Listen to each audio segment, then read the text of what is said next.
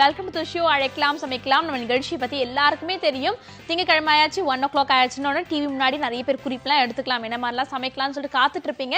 சமையல் சம்மந்தப்பட்ட அத்தனை சந்தேகங்களுமே நீங்கள் ஒரு ஃபோன் கால் த்ரூவே கேட்டு தெரிஞ்சுக்கலாம். நீங்கள் கால் பண்ண வேண்டிய நம்பர் 0444459438. இன்னைக்கு சமையல் பற்றி பழைய விஷயங்கள் நம்ம கிட்ட ஷேர் பண்ணுறதுக்காக ஷெஃப் பிரகாஷ் வந்திருக்காரு. அவர்கிட்ட பேசலாம். வணக்கம் ஷெஃப். வணக்கம். ரொம்ப நல்லா இருக்கேன். நீங்க எப்படி இருக்கீங்க? ஓகே ஷெஃப், ஒவ்வொரு வாரமும் பார்த்தீங்கன்னா ஒவ்வொரு டிஷ்ஷஸ் பற்றி டீட்டெயிலாக பேசிட்டு இருக்கோம். போன வாரம் ஃபுல்லாக மட்டனை பற்றி பல விஷயங்கள் ஷேர் பண்ணிக்கிட்டீங்க.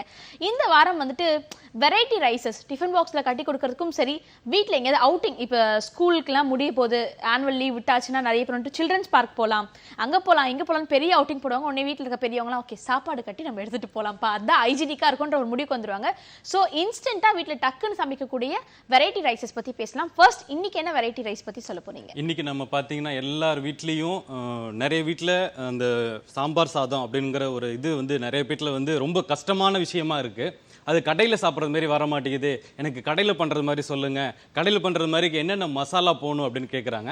அவங்களுக்குலாம் ஒரு டிப்ஸு ப்ளஸ் ஒரு ஷார்ட்டாக அப்படி சொல்லிடுறேன் நான். சாம்பார் சாதம் நல்லா கவனிங்க. இது சாம்பார் சாதம் பார்த்திங்கன்னா ஒரு பெரிய ப்ராசஸ். அது பார்த்தீங்கன்னா ஃபஸ்ட்டு வந்து மசாலா அரைக்கணும், அப்புறம் எண்ணெயில் வதக்கணும், அந்த மசாலாலாம் போடணும். இப்போ எப்படிங்கிறத நான் சொல்கிறேன். 1/2 கிலோ ரைஸுக்கு 200 கிராம் தோரம்பருப்பு, 100 கிராம் பாசிப்பருப்பு, அதாவது எல்லாமே தனித்தனியாக ஊற வச்சுங்க. அரிசி தனியாக, தோரம்பருப்பும் பாசிப்பருப்பும் ஒன்றா ஊற வச்சுங்க. சரிங்களா? பாத்திரத்தில் இதுக்கு வந்து 10 கப்பு தண்ணி எடுத்துங்க. அப்போ தான் அந்த கரெக்டாக அந்த பதம் உங்களுக்கு கிடைக்கும். தண்ணி நல்லா கொதிக்க விடுங்க. கொதிக்கிறதுக்கப்புறம் ஃபஸ்ட்டு அரிசி போடுங்க. ஃபஸ்ட்டு தோரம்பருப்பும் பாசிப்பருப்பும் போடுங்க. அது நல்லா வேகட்டும். வெந்ததுக்கப்புறமா அரிசி போடுங்க. அரிசி நல்லா வெந்துடணும். அந்த கொலன்னு அந்த கஞ்சி மாதிரி வரும். அந்த ஸ்டேஜில் அது அப்படியே தனியாக இருக்கட்டும். இந்த சைடில் ஒரு பாத்திரத்தை எடுங்க. நல்லெண்ணெய் ஊற்றுங்க. கடுகு, ஜீரகம், வெந்தயம், காஞ்ச மிளகா, தக்காளி போட்டுங்க. அதாவது சின்ன வெங்காயம் இதில் போட்டு நல்லா வதக்கிங்க. வதக்கினதுக்கப்புறம் தக்காளி போட்டுங்க. தக்காளி வந்து புளிப்புக்கு தகுந்த மாதிரிக்க போட்டுங்க. 1 மிளகாத்தூள், 2 தனியாத்தூள், கொஞ்சமாக மஞ்சத்தூள், இதெல்லாம் அதிலே போட்டு வதக்கிங்க. இந்த மசாலா தூக்கி இதில் கொட்டிடுங்க. அந்த ரைஸ் வேக வச்சுருக்கீங்களே அதில் நல்லா கொட்டிடுங்க. இந்த பச்சை வேகம் நல்லா கொதிக்கட்டும். இது கொதிச்சிக்கிட்டு இருக்கும்போது இந்த சைடில் இன்னொரு பேனில் வந்து தேங்காய் நெய்யும் ஊத்துக்குழி வெண்ணெய், அப்படி இல்லைன்னா நெய், இதில் ரெண்டில் எதுவோ அதை எடுத்துங்க. ரெண்டுமே சேர்த்துக்கிட்டாலும் ரொம்ப நல்லாயிருக்கும். அதை போட்டு நல்லா ஒரு பாத்திரத்தில் இது போட்டுருங்க. நெய்யும் தேங்காய் எண்ணெய் இது ரெண்டும் போட்டு நல்லா கொஞ்சம் சூடானதுக்கு அப்புறமா சின்ன வெங்காயத்தை அதில் ஃபஸ்ட்டு போட்டு நல்லா ப்ரௌன் பண்ணுங்கள்.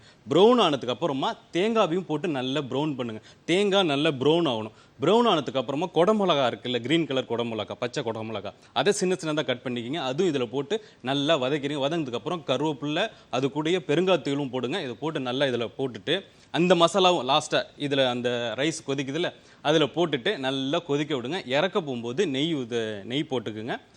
உப்பு பார்த்துக்குங்க. ரொம்ப அருமையாக வரும். கண்டிப்பாக ட்ரை பண்ணி பாருங்கள். ஓகே, சூப்பரான பிசிபிலாபாத் எப்படி சிறந்த செஃப் சொல்லியிருக்காரு. பிசிபிலாபாத் எப்படி சாப்பிடணும்னா கொதிக்க நல்லா சுட சாப்பிடணும். அதோட பேர்லேயே பிசி சூடுன்ற விஷயம் இருக்கு.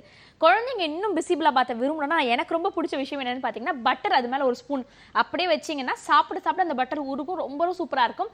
பொட்டேட்டோ சிப்ஸ், பொட்டேட்டோ ஃப்ரை வச்சிங்கன்னா ஒன்றா இருக்கும்னு சொல்லலாம் பிசிபிலாபாத். நீங்கள் சூப்பரான பிசிபிலாபாத்தை பற்றி பல விஷயங்கள் நீங்கள் தெரிஞ்சுக்கிட்டீங்க. முதல் நேர் இணைப்பில் காத்துட்டு இருக்காங்க, அவங்க கிட்ட பேசலாம். வணக்கம். Hello, good afternoon. நீங்கள் லைனில் தான் இருக்கீங்க, தொடர்ந்து பேசலாம். இது அழைக்கலாம் சமைக்கலாம். இன்னைக்கு நம்ம நிகழ்ச்சியில் வெரைட்டி ரைசஸ் பற்றி பல விஷயங்கள் பேசலாம்னு சொல்லியிருந்தோம். இன்னைக்கு மட்டும் இல்லை, இந்த வாரம் ஃபுல்லாக டிஃப்ரெண்டான வெரைட்டி ரைசஸ். பொதுவாக பார்த்தீங்கன்னா வெரைட்டி ரைஸ்ன்ற ஒரு விஷயம் வளகாப்பு அப்படின்ற இடத்துல வைப்பாங்க. அதை தாண்டி இது மாதிரி அவுட்டிங் போகிறோம், ஒரு சில்ட்ரன்ஸ் பார்க் போகிறோம், பீச்சுக்கு போகிறோம் அப்படின்னா நம்ம ஹோம்மேட் ஃபுட் சமைக்கிறோம்னா ஈஸியாக சமைக்கக்கூடிய விஷயம்னா ரொம்ப டேஸ்ட்டாகவும் இருக்கக்கூடியது வெரைட்டி ரைசஸ் தான். அதில் பிசிபிலாபாத்தை பற்றி ஃபர்ஸ்ட் ஷெஃப் சொல்லிட்டாரு. தொடர்ந்து இன்னொரு நேரம் இணைப்பில் காத்துட்டு இருக்காங்க, அவங்க கிட்ட பேசலாம். வணக்கம். ஹலோ. ஓகே, இன்னைக்கு நிறைய விஷயங்கள் பேசிட்டு இருக்கோம். பிசிபிலாபாத்தை பத்தி நீங்க சொல்லிட்டீங்க. பிசிபிலாபாத் கொஞ்சம் லென்த்தியான ரெசிபியா இருக்கு, கொஞ்சம் ஷார்ட்டா பாத்தீங்கன்னா இப்போ வந்து அதுல எல்லாமே போட்டுருங்க. அதாவது தோரம்பருப்பு வெந்தவொன்னு அரிசி போடுறீங்களா, அரிசி போட்டதுக்கு அப்புறமா மிளகாத்தூள், மல்லித்தூள், மஞ்சத்தூள், வெஜிடபிள் எல்லாமே அதுலயே போட்டுருங்க. தாளிப்பு மட்டும் தனியா, அதாவது கடுகு, ஜீரகம், வெந்தயம், காஞ்ச மிளகா, சின்ன வெங்காயம், அதுக்கப்புறமா தேங்காய், அதுக்கப்புறமா அந்த குடமிளகான்னு சொன்னா அதை வதக்கி இதில் போட்டுட்டீங்கன்னா சிம்பிள். அதாவது ஷார்ட்டாக இது முடிச்சிடணும். இப்படி பண்ணிங்கன்னா ஒரு டேஸ்ட் கிடைக்கும். அந்த மாதிரி தனித்தனியாக போட்டு பண்ணிங்கன்னா அது ஒரு டேஸ்ட் கிடைக்கும். Okay, bisi bele bath short and sweet அப்படி செய்யறதுன்னு ஷெஃப் சொல்லியிருக்காரு. தொடர்ந்து அடுத்த காலர் கிட்ட பேசலாம். வணக்கம். ஹலோ, சொல்லுங்க உங்க பேர் என்ன, எங்க இருந்து கால் பண்றீங்க? மேடம், திண்டிவனம் மாவட்டம் மலசூர் கிராமம் மேடம். ஓகே, உங்க பேர்? சுபாஷ் மேடம். சுபாஷ், எப்படி இருக்கீங்க? நான் நல்லா இருக்கேன் மேடம். நீங்க எப்படி இருக்கீங்க? நல்லா இருக்கேன் சுபாஷ். பொதுவா இது மாதிரி குக்கரி ஷோக்கெல்லாம் வந்துட்டு அந்த அளவுக்கு ஜென்ஸ் கால் பண்ண மாட்டாங்க. அதை தாண்டி நம்ம ஷோக்கும் அட்லீஸ்ட் ஒரு நாளைக்கு 2 பேராவது ஆண்கள் கால் பண்ணிட்டு இருக்காங்க. நீங்க ஃபர்ஸ்ட் காலரே ஒரு மேல் கால் பண்ணிருக்கீங்க. நல்லா சமைப்பீங்களா? நல்லா சமைப்பேன் மேடம். எது பெஸ்டா செய்வீங்க? பெஸ்டா ஆலு பரோட்டா செய்வேன் மேடம். ஆலு பரோட்டா பெரிய ஷெஃபா இருப்பார் போல இருக்கு. இவர் நிறைய வித்தியாசமா சமைப்பீங்க போல இருக்கு. என்ன சந்தேகம் இப்ப கேட்க போறீங்க? மேடம் இப்ப சிக்கன் சுக்கா இருக்குல்ல, ஆமா, அது எப்படி மேடம் சமைக்கிறது? அது இது வரைக்கும் சமைச்சது இல்ல. நான் வீட்டுல வந்து பேச்சுலர் தான், ரூம்ல இருக்கேன். Okay fine. பேச்சுலரா இருந்துட்டே இவ்வளவு வித்தியாசமா சமைப்பீங்களா நீங்க? நான் சமைப்பேன் மேடம், எல்லா பொருளும் இருக்கு. சரி ஓகே. சிக்கன் சுக்கா. சிக்கன் சுக்காங்களா? ஆமா மேடம். என்ன நாளைக்குங்களா இல்லை இன்னைக்கு நைட்டுங்களா? நீங்க இப்போ சொன்னா கூட இப்பயே ரெடி. சரி சரி, நான் சொல்கிறேன், நல்லா கவனிங்க, டிவியை பாருங்கள் சரிங்களா? சுக்கா வந்து இது பற்றி பார்த்தீங்கன்னா ட்ரையாகவே இருக்கும். இதுக்கு வந்து மசாலா தனியாக அரைச்சிக்கணும். அந்த மசாலா என்ன அப்படிங்கிறது நல்லா கவனிங்க. அதாவது ஒரு பாத்திரத்தில் எண்ணெய் ஊற்றுங்க. எண்ணெய் ஊற்றிட்டு தனியா ஃபஸ்ட்டு நல்லா வதக்கிக்கிங்க. எண்ணெய் ஊற்றுறதுக்கப்புறம் தனியா நல்லா வதங்கினதுக்கப்புறமா மிளகு, ஜீரகம், தேங்காய், அது கூட காஞ்ச மிளகா, கொஞ்சமாக மஞ்சத்தூள் போட்டு இது வந்து மசாலா. இது போட்டு நல்லா எண்ணெயில் நல்லா வதக்கிக்கணும். வதக்கிக்கிட்டு இது பேஸ்ட்டாக அரைச்சி வச்சுக்கணும் தனியாக. அது பாட்டுக்கு தனியாக இருக்கட்டும். நல்லா அரைச்சதுனால நைஸாக இருக்கணும். இதில் தான் முக்கியமாக கவனிக்க வேண்டியது. அது நைஸாக இருக்கட்டும். இன்னொரு பாத்திரத்தில் எண்ணெய் ஊற்றிட்டு வெங்காயத்தை போட்டு நல்லா வதக்குங்க. ப்ரௌன் ஆகணும். 2 வெங்காயத்துக்கு 1 தக்காளி அந்த அளவுக்கு எடுத்துங்க. வெங்காயம் நல்லா ப்ரௌன் ஆனதுக்கு அப்புறமா இஞ்சி பூண்டு விழுது, அதுக்கப்புறமா தக்காளி நல்லா கரைஞ்சதுக்கு அப்புறமா 1 ஸ்பூன் மிளகாத்தூள், 2 ஸ்பூன் தனியாத்தூள், கொஞ்சமாக மஞ்சத்தூள், அது நல்லா வதங்கணும். வதங்கினதுக்கு அப்புறமா இந்த மசாலா போட்டு நல்லா குக் பண்ணணும். கொஞ்சம் டைம் எடுக்கும், 3/4 மணி நேரம் ஆகும் இந்த மசாலா நல்லா குக் ஆகிறதுக்கு. குக் ஆனதுக்கு அப்புறமா சிக்கன் அதில் போடுங்க. தண்ணி ஊற்ற வேணாம். இந்த சிக்கனை போட்டு ஸ்லோ ஃபயரில் திரும்ப குக் பண்ணிங்கன்னா உங்களுக்கு அருமையான சிக்கன் சுக்கா கிடைக்கும். கருவேப்பிலை, கொத்தமல்லி இறக்க போகும்போது கொஞ்சமாக ஒரு சொட்டு நெய் ஊற்றுங்க. மிளகு தூள் போட்டுங்க. ரொம்ப அருமையாக வரும். ஓகே, சிக்கன் சுக்கா எப்படி செய்யறது நீங்க கத்துட்டு இருப்பீங்க சுபாஷ். கண்டிப்பா ட்ரை பண்ணி பார்த்துட்டு எப்படி இருக்குன்ற ஃபீட்பேக் எங்களுக்கு கால் பண்ணி சொல்லுங்க. தொடர்ந்து அடுத்த நேர்கிட்டயும் பேசலாம். வணக்கம். ஹலோ, என் பேர் சந்திகா. எப்படி இருக்கீங்க? ஹலோ, என் பேர் ஹலோ சந்திகா. சங்கீதா, எப்படி இருக்கீங்கன்னு கேட்டேன். சங்கீதா, நீங்க டிவி பார்த்து பேசிட்டு இருக்கீங்கன்னு நினைக்கிறேன். டிவி பார்த்து பேசாதீங்க, போன்ல மட்டும் கான்சென்ட்ரேட் பண்ணி பேசுங்க. சங்கீதா, சங்கீதா நல்லா இருக்கீங்களா? ஓகே, டிவி பார்த்து தானே பேசிட்டு இருந்தீங்க. டிவி பார்த்து பேசாதீங்க, போன்ல மட்டும் கான்சென்ட்ரேட் பண்ணி பேசுங்க. என்ன பண்ணிட்டு இருக்கீங்க சங்கீதா? எனக்கு உருளைக்கிழங்கு சிப்ஸ் எப்படி பண்ணணும்னு. சங்கீதா, உங்க குரலை கிட்ட ரொம்ப சின்ன பொண்ணு மாதிரி இருக்கு. அதனால தான் என்ன பண்ணிட்டு இருக்கீங்கன்னு கேட்டேன். ஸ்கூல் போறீங்களா? உங்ககிட்ட பேசிக்கிட்டு இருக்கேன். ரொம்ப புத்திசாலி சங்கீதா. நான் இதை அப்படியே சுத்தி படிக்கிறேன். உங்க அம்மா கிட்ட சொல்லிட்டு நைட் சுத்தி போட்டுக்க சொல்லுங்க, ஓகேவா? எக்ஸாம்லாம் ஸ்டார்ட் ஆயிடுச்சா? ஓகே சங்கீதா, நீங்க தெளிவா டிவி பார்த்து பேசுறீங்கன்னு நினைக்கிறேன். டிவி பார்த்தே கவனிங்க. சிப்ஸ் எப்படி செய்யறதுன்னு அங்கிள் சொல்வாரு. இப்போ பார்த்தீங்கன்னா, ஹலோ, சரி, நான் சிப்ஸ் எப்படி செய்யறதுன்னு நான் சொல்லிடுறேன். அது பார்த்தீங்கன்னா அந்த சின்ன குழந்தை கேட்டிருக்காங்க, அவங்களுக்கு வந்து பிடிச்ச மாதிரியே சொல்கிறேன். இப்போ பார்த்தீங்கன்னா நல்ல ஃபஸ்ட் பாத்திரம், அதில் நல்ல எண்ணெய் ஊற்றிங்க. இதில் வந்து சிப்ஸ் வந்து ஏன் வீட்டிலலாம் செய்ய முடியலன்னா இதுக்கு நிறைய எண்ணெய் தேவைப்படும். அதனால தான் வீட்டில் செய்ய முடியல. நிறைய எண்ணெய் ஊற்றுங்க. இந்த சைடில் உருளைக்கிழங்கை சீவிட்டு அதில் வந்து உப்பு தண்ணியில் போட்டு வச்சுக்கிட்டிங்கன்னா நீங்கள் அந்த ஃப்ரை பண்ணும்போது, அந்த சீவும் போது அந்த உப்பு அதில் இருக்கும். பாதி உப்பு அதில் இருக்கும். நீங்கள் திரும்ப அதை ஃப்ரை பண்ணிவிட்டு அதை திரும்ப எடுத்து போட்டுட்டு அதுக்கப்புறமா அதில் மிளகாத்தூள், கொஞ்சமாக பெருங்காயத்தூள் போட்டு நல்லா டாஸ் பண்ணும்போது அந்த உப்பு கரெக்டாக வரும். நல்லா ட்ரை பண்ணிப்பார் கண்டிப்பாக. ஓகே, உருளைக்கிழங்கு சிப்ஸ் எப்படி செய்யறதுன்னு சொல்லியிருக்காங்க. சங்கீதா உனக்காகவே ஸ்பெஷலாக சொல்லியிருக்காங்க. வீட்டில் ட்ரை பண்ணி பாரு. Thank you so much for calling. தொடர்ந்து அடுத்த நேர்கிட்ட பேசிக்கணும். சின்ன பிரேக் எடுத்துக்கலாம். இது அழைக்கலாம் சமைக்கலாம்.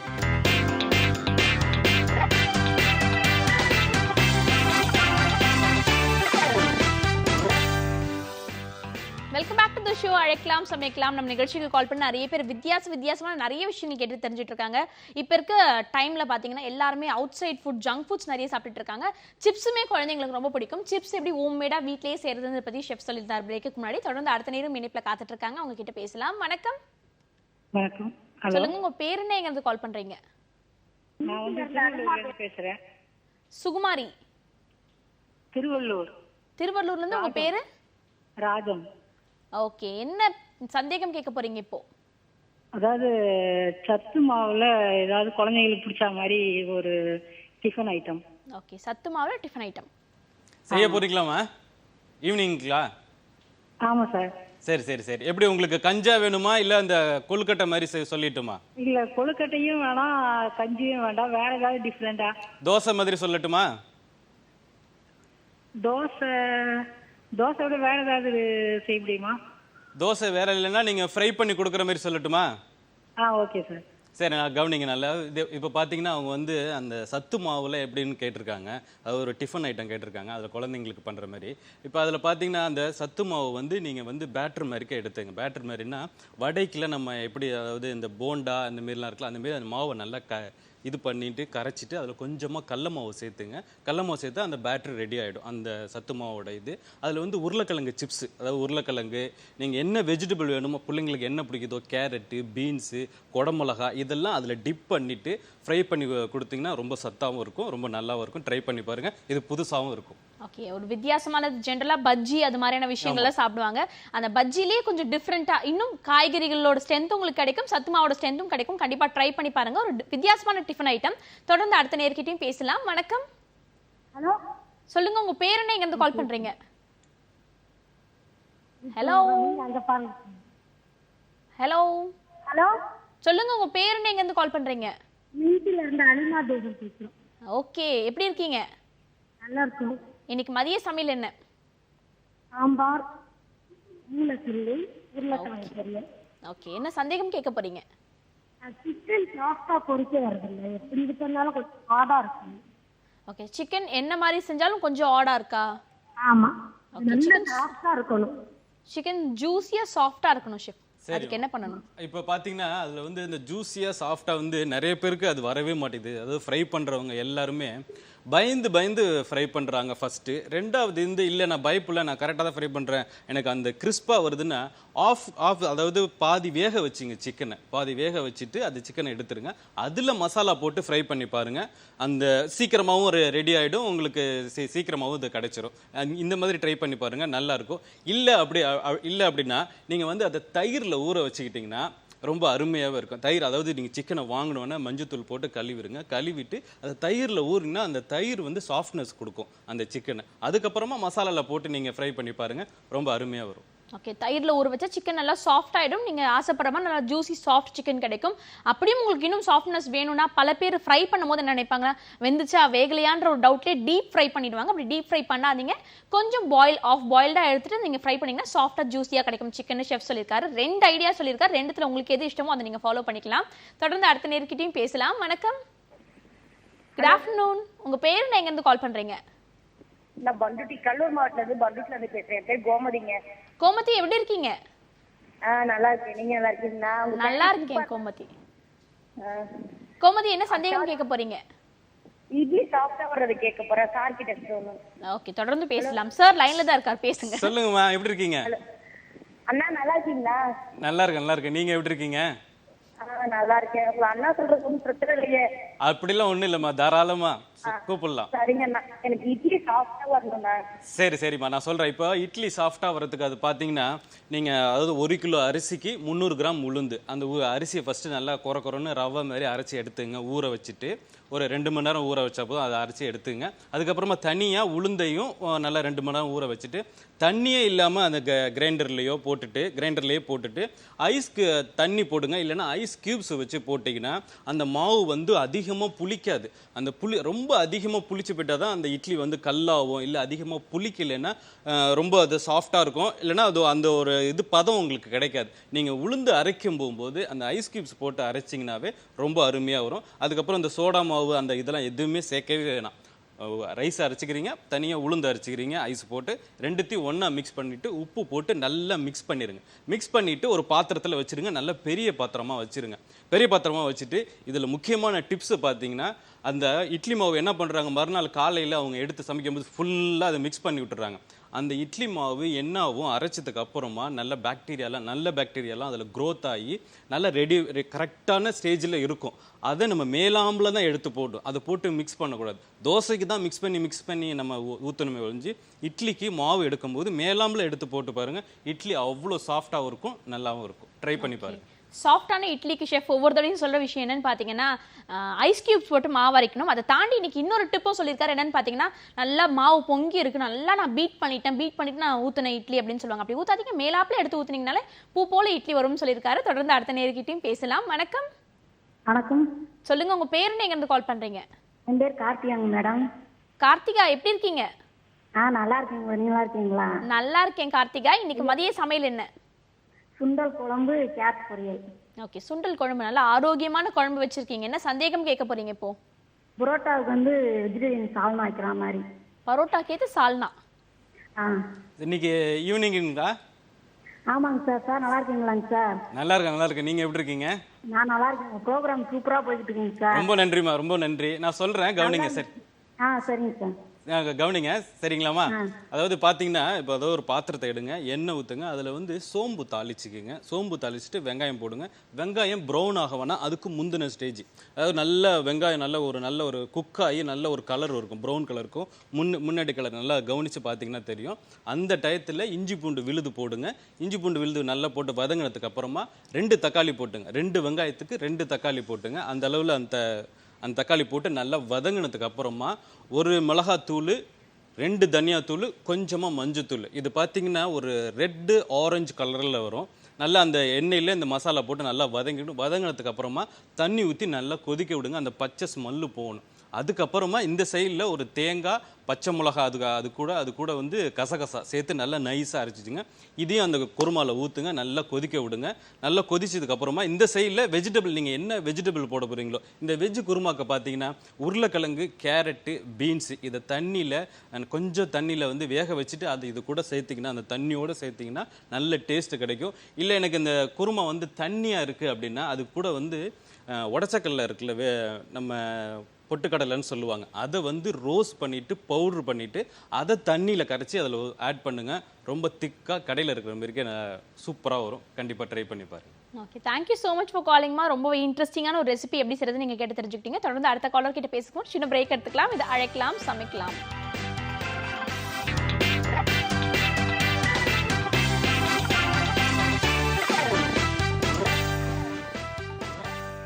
Welcome back. நீங்க பார்த்துட்டு இருக்கிறது அழைக்கலாம் சமைக்கலாம். நம்ம நிகழ்ச்சிக்கு நிறைய பேர் கால் பண்ணி நிறைய இன்ட்ரெஸ்டிங்கான டிஷ்ஷஸ்லாம் எப்படி செய்யறதுன்னு கேட்டு தெரிஞ்சுட்டு இருக்காங்க. தொடர்ந்து அடுத்த நேரம் இணைப்புல காத்துட்டு இருக்காங்க. அவங்க கிட்ட பேசலாம். வணக்கம். வணக்கம் மேடம். சொல்லுங்க, உங்க பேர் என்ன, எங்க இருந்து கால் பண்றீங்க? நான் கீதா பாலகிருஷ்ணன், காஞ்சிபுரம் டிஸ்ட்ரிக்ட்ல இருந்து கால் பண்றேன். கீதா, எப்படி இருக்கீங்க? ஓ, ரொம்ப நல்லா இருக்கேன். ஓகே கீதா, நீங்க மதிய சமையல் என்ன? இன்னைக்கு பீன்ஸ் சாம்பார், கேரட் பொரியல். Okay fine. சந்தேகம் என்ன கேட்க போறீங்க கீதா? எனக்கு வந்து 3 क्वेश्चन ஆன்சர் தெரியணும்.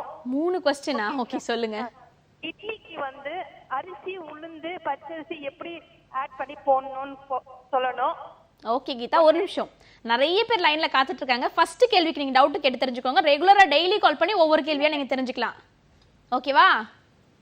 ஓகே, தொடர்ந்து இப்போ பார்த்தீங்களா, அவங்க வந்து இட்லிக்கு வந்து கேட்டிருக்காங்க. இட்லிக்கு நிறைய பேருக்கு டவுட் இருக்கு. இட்லி அரிசி வாங்கி பண்ணால் ரொம்ப அருமையாக வரும். பச்சரிசியில் பண்ணால் அது ஒரு டேஸ்ட்டு கிடைக்கும். புழுங்க அரிசியில் பண்ணால் எந்த அரிசியில் வேணால் நம்ம பண்ணலாமா? இட்லி அந்த அரைக்கிற பதத்தில் தான் இருக்குது. நீங்கள் இட்லி அரிசி பண்ணிங்கன்னா இட்லி அந்த கலரு, அந்த இதெல்லாம் நல்ல மல்லிகைப்பூ மாதிரிக்க நல்ல கலரில் கிடைக்கும். மோஸ்ட்லி நீங்கள் இட்லி அரிசியில் இப்போ வாங்கி பண்ணுங்கள், ரொம்ப அருமையாக இருக்கும். 1 கிலோ அரிசிக்கு 300 கிராம் உளுந்து, இது ரெண்டையும் தனித்தனியாக அரிச்சிங்க. உளுந்து வந்து ஐஸ் கியூப்ஸ் போட்டு, அதாவது ஐஸ் தண்ணியில் அரைக்க சொல்கிறேன். ஏன் ஐஸ் தண்ணியில் அரைக்க சொல்கிறேன்னா, நிறைய பேர் எங்கள் வீட்டில் ஐஸ் தண்ணி இல்லைன்னா சாதாரண தண்ணியில் போட்டு அரைங்க. அந்த உளுந்து சூடாகக்கூடாது, அதை மட்டும் பார்த்துங்க. கொஞ்சம் நிறுத்தி கூட அரைங்க. அதுக்கப்புறமா போட்டு ரெண்டுத்தையும் ஒன்றா போட்டு மிக்ஸ் பண்ணுங்கள். நல்லா அரைஞ்சதுக்கப்புறம் நல்லாவே வரும். கண்டிப்பாக ட்ரை பண்ணி பாருங்க. ஓகே, ப்ரிஃபரபிளி பார்த்தீங்கன்னா நீங்கள் இட்லி அரிசியில் யூஸ் பண்ணுறது தான் பெஸ்ட்டாக வரும்னு சொல்லியிருக்காங்க. 1 கிலோ இட்லி அரிசி யூஸ் பண்ணுறீங்கன்னா நீங்கள் 300 கிராம் உளுந்து ஆட் பண்ணலாம். அதான் நீங்கள் கேட்ட ரேஷியோ கரெக்டாக தெரிஞ்சிருக்கும்னு நினைக்கிறேன். இப்படி அரைச்சி பாருங்கள், ரொம்பவே சூப்பராக வரும் idli. Thank you so much for calling. தொடர்ந்து அடுத்த நேரக்கிட்டையும் பேசலாம். வணக்கம். வணக்கம் மேடம். சொல்லுங்கள், உங்கள் பேர் என்ன, எங்கேருந்து கால் பண்ணுறீங்க? மேடம், என் பேர் சாந்தி, நான் வெட்டவாங்கனிலேருந்து பேசுகிறேன். ஓகே சாந்தி, எப்படி இருக்கீங்க? ரொம்ப நல்லா இருக்கேன் மேடம். நீங்க எப்படி இருக்கீங்க? நல்லா இருக்கேன் சாந்தி. இப்போ என்ன சந்தேகம் கேட்க போறீங்க? எனக்கு இந்த சிக்கன் பக்கோடா பண்ணி வச்சுன்னா உள்ள வந்து சிக்கன் ரொம்ப கெட்டியா இருக்கு, மேல அந்த மசாலாவே வரமாட்டேங்குது madam. Okay, chicken pakoda. Chicken pakoda செஞ்சுட்டு செய்ய போறீங்களாமா? ஆமா சார், ஈவினிங் பண்றதுக்கு சார், நைட்டு. சரி, சிக்கன் வாங்கிட்டீங்களா? சிக்கன் இருக்கு, வாங்கி வச்சிருக்கோம். அது எப்படிமா, என்ன சைஸ்ல வாங்கிருக்கீங்க? பெருசா இருக்கா, சின்னதா இருக்காங்கம்மா? இல்ல, கொஞ்சம் சின்னதா கட் பண்ணிருக்கேன், ரொம்ப பெருசா இல்ல. ஏன்னா குழந்தைங்க சாப்பிடணுன்றதுனால சின்னதா கட் பண்ணிருக்கேன். சரிம்மா, நான் இப்போ உங்களுக்கு அந்த கஷ்டம் இருக்கிறதுனால நான் இப்போ சொல்றேன். அதாவது உங்களுக்கு கெட்டியா இருக்கு அது மாதிரி சொல்றீங்களே. இப்போ பார்த்தீங்கன்னா சிக்கனை வாங்கின உடனே அதில் வந்து மஞ்சத்தூள் போட்டு கழுவி வச்சிங்க. அதில் வந்து மிளகாத்தூள், 1 ஸ்பூன் மிளகாத்தூள், கொஞ்சமாக மஞ்சத்தூள், கொஞ்சமாக கரம் மசாலா பவுட்ரு, உப்பு, எலுமிச்சம்பழம், இஞ்சி பூண்டு விழுது, இதெல்லாம் அந்த இதில் ஃபஸ்ட்டு மிக்ஸ் பண்ணிக்கோங்க. ஏன்னா சிக்கன் வந்து அந்த புளிப்பு, அந்த காரம், இது எல்லாமே அதில் போய் சேர்ந்துடும். தனியாக இந்த இடத்துல, அதாவது ஒரு பாத்திரத்தில் 1 கப்பு மைதா, 1/2 கப்பு சோள மாவு, அது கூட உப்பு போட்டு தனியாக மிக்ஸ் பண்ணி வச்சுக்கோங்க, நல்லா திக்காக. இது நல்லா ஊறணும் ஃபஸ்ட்டு. அதுக்கப்புறமா ரெண்டுத்தையும் ஒன்றா ஆட் பண்ணிவிட்டு ஃப்ரை பண்ணி பாருங்கள். கடல மாவு போட்டிங்கன்னா கெட்டியாக வரும். நான் எதனால் கெட்டியாக வருதுன்னு சொல்லிடுறேன். கடல மாவு போடுவாங்க சில பேர். ஏன்னா அந்த மாவு அவங்களுக்கே ஒரு இதுவாக இருக்கும், சந்தேகமாக இருக்கும், இப்படி போடுறோமே வருமா வராது. கடல மாவுலாம் சேர்க்கக்கூடாது. வெறும் மைதா மாவும் சோள மாவு தான் சேர்க்கணும். ரொம்ப அருமையாக வரும். அப்புறம் உடச்சக்கல்ல அந்த பவுடரும் இதில் சேர்க்கக்கூடாது. அது சேர்த்தாலும் ரொம்ப கெட்டியாக வரும். இதில் சேர்க்க வேண்டியது, ரொம்ப கவனிக்க வேண்டியது, மைதா மாவும் சோள மாவும். 1 கப்பு மைதா மாவுனா 1/2 கப்பு சோள மாவு. செஞ்சு பாருங்கள், நல்லாவே இருக்கும். ஓகே, பல பேர் செய்யக்கூடிய விஷயம் வந்துட்டு எல்லாத்தையும் ஒன்றா போட்டு மிக்ஸ் பண்ணி அந்த ஊறட்டோன்னு சொல்லிட்டு வைப்பாங்க. அப்படி இல்லாமல் நீங்கள் மசாலா ஐட்டம்லாம் தனியாக ஊற போட்டு வச்சிங்கன்னா அதில் நல்லா டேஸ்ட் இறங்கியிருக்கும், ருசியும் நல்லாயிருக்கும். அதுக்கு அடுத்தது தான் அந்த ஃப்ரை பண்ண வேண்டிய பேட்டரில் நீங்கள் மிக்ஸ் பண்ணி எடுக்கணும்னு செஃப் சொல்லியிருக்காரு. தொடர்ந்து அடுத்த நேர்கிட்டையும் பேசலாம். வணக்கம், குட் ஆஃப்டர்நூன். சொல்லுங்கள், உங்கள் பேர் என்ன, எங்கேருந்து கால் பண்ணுறீங்க? ஹலோ, வணக்கம், நீங்கள் லைனில் தான் இருக்கீங்க, தொடர்ந்து பேசலாம். இது அழைக்கலாம் சமைக்கலாம். நம்ம நிகழ்ச்சியில் நிறைய விஷயங்கள் நிறைய பேர் கால் பண்ணி கேட்டுட்டு இருக்காங்க. நீங்களும் இப்போ சமைச்சிட்டு இருக்க சின்ன சந்தேகம் இருக்கு, இல்லை பெரிய சந்தேகம் இருக்கு, சமையலை பற்றி நிறைய விஷயங்கள் தெரிஞ்சுக்கணும்னு ஆசைப்பட்டீங்கன்னா ரொம்ப கஷ்டப்பட வேண்டிய அவசியமே கிடையாது. நீங்கள் வீட்டில் இருந்தபடியே 044445969438 இந்த நம்பருக்கு கால் பண்ணி நிறைய சந்தேகங்களை நீங்கள் கேட்டு தெரிஞ்சுக்கலாம். ஷெஃப், வெரைட்டி ரைஸை பற்றி நிறைய விஷயங்கள் பேசிட்டு இருந்தோம். நீங்கள் இன்னைக்கு பிசிபிளாபாத்தை பற்றி சொன்னீங்க. பிசிபிளாபாத்துக்கு கூட தயிர் சாதம் சாப்பிட்டா சூப்பரா இருக்கும். சோ தயிர் சாதம் பெஸ்டா பண்றது எப்படி? அதுவும் வெயில் காலத்துக்கு தயிர் சாதம் குளிச்சு போயிடுது. கண்டிப்பா அதுக்கு பாத்தீங்கன்னா நான் ஏற்கனவே சொல்லியிருக்கேன், திரும்ப நீங்க கேட்டதுனால அதை கொஞ்சம் டீட்டெயிலா நான் சொல்றேன். இப்போ பாத்தீங்கன்னா தயிர் சாதம் பால்ல குக் பண்ணும். அதாவது 1 கப்பு அரிசி எடுத்துக்கிட்டிங்கன்னா 8 கப்பு தண்ணி, அந்த 8 கப்புல 1 கப்பு பால் சேர்த்துங்க. அப்பதான் அது அந்த சாதம் அதில் போட்டு வேக வைக்கும்போது நல்ல மல்லிகைப்பூ மாதிரிக்கே வெந்துடும். அதாவது ஒரு பாத்திரத்தில் 8 கிளாஸ் தண்ணி ஊற்றுறீங்க, அதில் 1 கிளாஸ் பால் ஊற்றுறீங்க. ஸோ டோட்டலு 7 கிளாஸ் தண்ணி, 1 கிளாஸ் பால். அது நல்லா கொதிக்கட்டும். ஒரு கொதி வந்ததுக்கப்புறமா இந்த சைடு 1/2 மணி நேரம் அரிசி நல்லா ஊறணும். ஊறினதுக்கு அப்புறமா போட்டிங்கன்னா தான் அந்த அரிசி அதில் போட்டு வேக வைக்கும்போது நல்லா சாஃப்டாக சீக்கிரமாக வெந்துடும் அந்த பாலில். சரிங்களா? அது வெந்ததுக்கப்புறமா அது நல்லா திக்காக ஆகிடும். திக்காக ஆனதுக்கப்புறமா இந்த சைடில் ஒரு பாத்திரத்தில் நல்லெண்ணெய் ஊற்றுங்க. நல்லெண்ணெய் ஊற்றிட்டு கடுகு, ஜீரகம், உளுந்து, அது கூட காஞ்ச மிளகா வேணாங்கிறவங்க மோர் மிளகா போட்டுங்க, ரொம்ப அருமையாக வரும். அது கூட இஞ்சி சேர்த்துருங்க. கண்டிப்பாக அது அந்த தயிர் சாதத்தோட ஹைலைட்டு அந்த இஞ்சி தான். பெருங்காயத்தூள் இதெல்லாம் தாளிச்சுட்டு அதில் போடுங்க. கருவேப்பிலையும் போட்டுங்க. தாளித்து போட்டுங்க. இது நல்லா சூடாக இருக்கும். இதை நல்லா ஆற வச்சுருங்க. ஆற வச்சிங்கன்னா நல்லா அந்த பதம் கிடைக்கும், தயிர் சாத பதம். அப்புறமா தயிர் சும்மா கொஞ்சோண்டு சேர்த்து பாருங்கள். 4 நாளைக்கு இல்லை 5 நாளைக்கு வச்சு கூட சாப்பிட்லாம். ஏன்னா அந்த பால் இதில் ரெடியாக இருக்குது. இதில் நம்ம தயிர் தான் கொஞ்சமாக ஆட் பண்ணுறோம். அதனால் அந்த புளிப்பு, அந்த பால் எல்லாமே சேர்ந்து அதிகமாக இது தயிர் கொஞ்சம் கூட நீங்கள் சேர்த்துங்க. நிறையா இருக்கிறவங்க நிறைய சேர்த்துக்கலாம். விருப்பம் நான் தயிர் நிறைய போட்டு சாப்பிட்றோம். ஆக்சுவலி தயிர் கம்மியாக போட்டு சாப்பிட்டா ரொம்ப நல்லது. நீங்கள் கம்மியாகவே சேர்த்து சாப்பிட்டு பாருங்கள், ரொம்ப அருமையாகவே வரும். ஓகே, தயிர் சாதம்னு சொன்னோன்னா பல பேர் எடுத்தோன்னே தயிரில் தான் போட்டு பிசைவாங்க. அப்படி இல்லாமல் பாலில் பிசைஞ்சிட்டு பிறகு தயிர் ஆட் பண்ணால் சூப்பராக இருக்கும்னு சொல்லியிருக்காங்க. ஷெஃப், நிறைய டவுட்ஸ்லாம் கிளியர் பண்ணீங்க. டிப் என்ன சொல்ல போகிறீங்க இந்த நாளைக்கு? இன்றைக்கி பார்த்தீங்கன்னா இந்த டிப் ஆஃப் த டே பார்த்தீங்கன்னா, நிறைய பேர் வீட்டில் அந்த ஸ்வீட்லாம் பண்ணுறாங்க. குலோப் ஜானு, ரவா கேசரி இதெல்லாம் பண்ணால் அதில் எனக்கு வேஸ்ட் ஆகிடுது. அதை எப்படி நான் அதை சரிப்படுத்துறது அப்படின்னு பார்த்தீங்கன்னா, ப்ரெட்டு வாங்குங்க. ப்ரெட் வாங்கி தனியாக வச்சுங்க. அதை நல்லா டோஸ்ட் பண்ணிக்கோங்க. டோஸ்ட் பண்ணிக்கிங்கன்னா தவாவில் போட்டு 2 சைடும் போட்டு நல்லா குக் பண்ணிக்கோங்க. இந்த குலோப் ஜானு, இந்த ரவா கேசரியை கொஞ்சம் லிக்விடாக, அதாவது தண்ணியாக ஆகிற மாதிரி ஒரு தண்ணி கொதிக்க வச்சு அதில் போட்டிங்கன்னா அது தண்ணியாக ஆகிடும். அதாவது ஜாம் அளவுக்கு அது வந்துடும். அதை இந்த ப்ரெட்டில் தடவுங்க.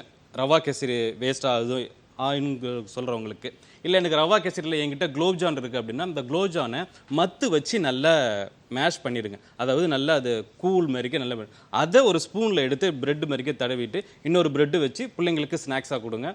வீட்டில் எல்லாருக்கும் கொடுங்க. நல்லாயிருக்கும். கண்டிப்பாக ட்ரை பண்ணி பாருங்க. ஓகே ஷெஃப், இந்த 1/2 மணி நேரம் ஃபுல்லாக நிறைய விஷயங்கள் இன்ட்ரெஸ்டிங்காக எங்ககிட்ட ஷேர் பண்ணிட்டீங்க. பார்த்துட்டு இருந்த நேர்களுக்கு ரொம்பவே யூஸ்ஃபுல்லாக இருந்திருக்கும். Thank you so much for joining us. Thank you. இந்த ½ மணி நேரம் ஃபுல்லாக சமையல் சம்மந்தப்பட்ட பல விஷயங்கள் நீங்கள் கேட்டு தெரிஞ்சுட்டு இருப்பீங்க. இதே போல் நாளைக்கும் பல இன்ட்ரெஸ்டிங்கான டிஷ்ஷஸோடு உங்களை சந்திக்கிறேன். Until this is Krithika telling bye from you all.